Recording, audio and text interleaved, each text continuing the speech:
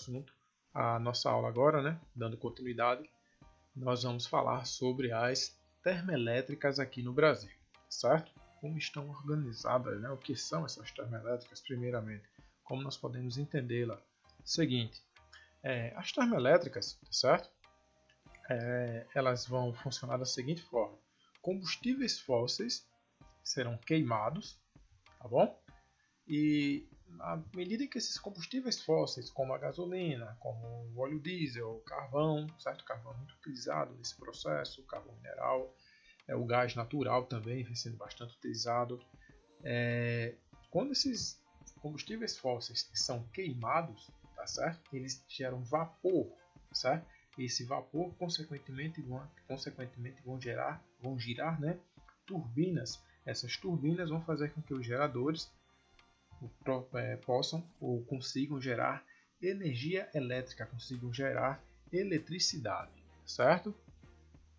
Então, só para vocês terem noção, né, a primeira fonte energética aqui no Brasil, como eu falei, acho que há duas ou três aulas anterior, com Dom Pedro II, né, foi a construção de uma termoelétrica, né, para poder produzir energia no município de Campos, lá no Rio de Janeiro, tá certo?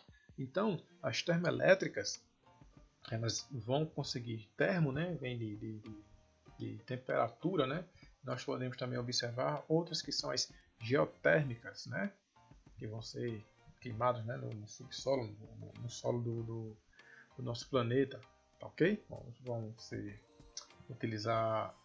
fazer buracos no solo, consequentemente gerar calor, né, queimando combustível. É bem parecido com a dinâmica utilizada nas termoelétricas, tá certo? A questão é que a geotérmica é feito um buraco no solo, né? É criada uma estrutura no subsolo do nosso planeta, tá bom? Mas as termoelétricas, elas vão funcionar nesse modelo aí, com a queima de combustíveis fósseis, tá certo? O Brasil possui aproximadamente um quantitativo de 50 termoelétricas, tá certo? Esse quantitativo vai representar ali menos de 10%, né, da matriz energética nacional, mas essa fonte ela é muito utilizada, tá certo? No período em que nós temos a baixa no nível, certo, dos rios, a baixa no nível dos reservatórios, onde nós temos as hidrelétricas. Se as hidrelétricas precisam de água para girar as turbinas e a quantidade de água diminui, consequentemente, eu vou diminuir a produção de energia. E essa energia, tá certo? Ela vai ser compensada com a utilização também das termoelétricas, tá certo? Que vão estar espalhadas em várias partes do Brasil, tá certo? Várias partes do Brasil vão ter a presença das termoelétricas para dar esse suporte no período em que nós temos as baixas nos níveis de reservatórios de água nas hidrelétricas, tá ok? Então foi postada aí, foi passada aí, né, a questão das termoelétricas, tá bom? Isso aqui é toda a estrutura, né, como ela está organizada e como vai ser produzida a questão dessa energia aí. A outra que nós vamos abordar agora são as termonucleares, tá certo?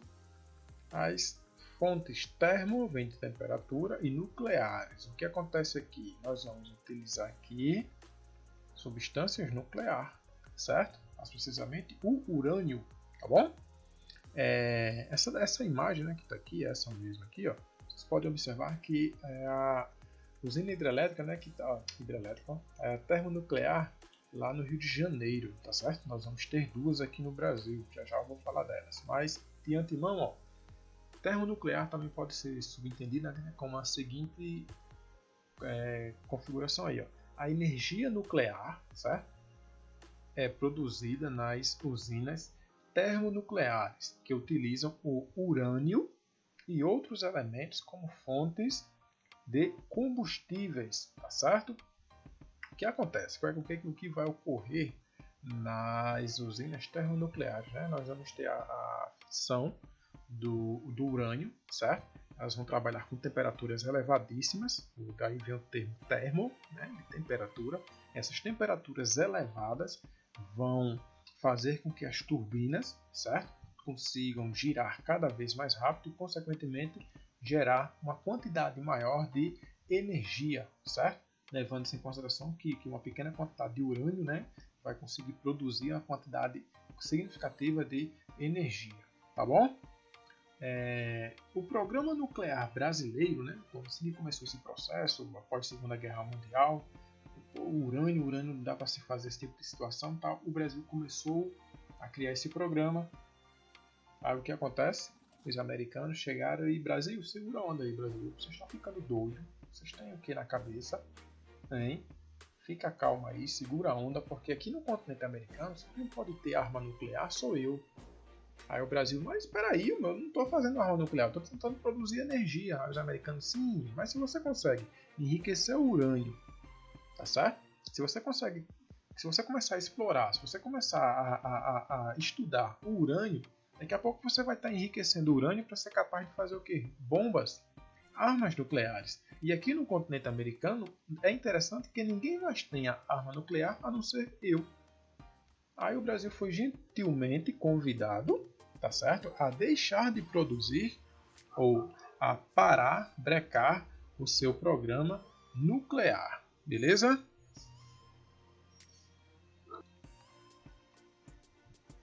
Aí o que acontece? O Brasil foi gentilmente, né, convidado a reduzir, a parar, né, o seu programa nuclear. Aí o Brasil, mas Estados Unidos, eu comecei a construir aqui Angra 1, Angra 2, o que eu vou fazer? Termine. Os americanos, né? Termine. Mas também não seja nem doido em querer começar outra, tá certo? Aí o Brasil hoje ele tem aí, nós temos duas usinas termonucleares, né, que ficam lá no estado do Rio de Janeiro, que são denominadas Angra 1 e Angra 2, tá certo? Essas são as usinas termonucleares brasileiras, tá certo? Que foi brecado por um convite norte-americano, porque eles tinham receio do Brasil continuar a trabalhar com urânio, enriquecer o urânio posteriormente começar a produzir armas nucleares. Então, por mais que o Brasil não tivesse essa intenção, os americanos acharam melhor pedir para os brasileiros segurarem um pouco a onda, tá bom? Dando continuidade, nós vamos falar sobre o urânio, né, que é o principal combustível, né, para esse tipo de tecnologia, para a produção de energia nuclear, tá bom? É um material não renovável, muito nocivo ao meio ambiente quando ocorrem acidentes, tá certo? Por esse motivo que as usinas termonucleares, depois do protocolo de Kyoto e de outras convenções que foram feitas, né, com relação à preservação do meio ambiente, essas usinas elas vêm ao longo do tempo sendo desativadas no planeta, tá certo? Elas vêm sendo desativadas porque elas apresentam um risco muito elevado quando ocorre acidentes, né? O último que se tem registro aí foi lá em Fukushima, no Japão, quando ocorreu o tsunami que atingiu o nordeste do Japão e destruiu a usina termonuclear que existia na região, né? Teve um acidente ambiental e parte do Pacífico ficou contaminado, né, com radioatividade, beleza? Devido ao urânio que se espalhou nesse acidente que ocorreu lá no Japão, tá certo? Devido a um tsunami que aconteceu na área, lá na região do Japão, tá bom? O próximo tópico, né, que nós vamos abordar aqui agora vai ser a questão das fontes renováveis, que vocês sabem aí quais são, né, e o que são fontes renováveis de energia. Serão fontes que vão agredir o mínimo possível, tá certo? O meio ambiente. Professor, mas como assim agredir o mínimo possível? Elas não são limpas? Elas não são renováveis? Sim, são limpas, são renováveis, mas de uma forma ou de outra elas vão interferir no meio ambiente. Só que a sua interferência é mínima, né? Interfere o mínimo possível. Como vocês podem ver nessa imagem aí, nós temos a questão da poluição visual, por exemplo, tá certo? Se vocês observarem nessa área aqui, ó, uma área precisou ser construída, então uma parte da vegetação aqui foi extinta, tá bom? Então, possa ser que aves passem nessa rota aqui e choquem com essas pás eólicas, tá certo? Então, nós temos aí um dos fatores negativos, né, que as fontes limpas de energia vão trazer para o meio ambiente, mas é o mínimo possível se comparado com urânio, se comparado com petróleo, se comparado com carvão mineral. Isso aqui não faz mal nenhum à natureza, tá certo? tem como principal foco, como principal objetivo, né, a preservação do meio ambiente. Como assim?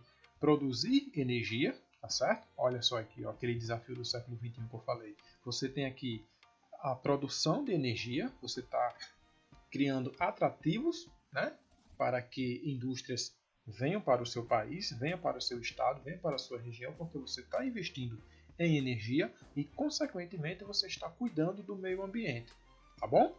Então, o principal foco, o principal objetivo da utilização das fontes renováveis de energia é a preservação do meio ambiente, o tal chamado desenvolvimento sustentável. Você se desenvolve, mas também mantém a preservação do meio ambiente para as próximas gerações, para gerações futuras, beleza?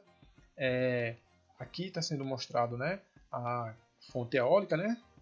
Aqui, ó, a energia eólica vem ganhando destaque no cenário nacional devido aos fortes ventos, né, que atingem a costa do Brasil, mais precisamente aqui no Nordeste e, para ser mais preciso ainda, aqui no nosso estado, né, o Rio Grande do Norte. É um dos maiores o maior produtor de energia elétrica proveniente das forças dos ventos, né, das torres eólicas, tá certo? Os ventos que atingem aqui, que são propícios ao desenvolvimento dessa fonte energética, são os ventos alísios, tá certo?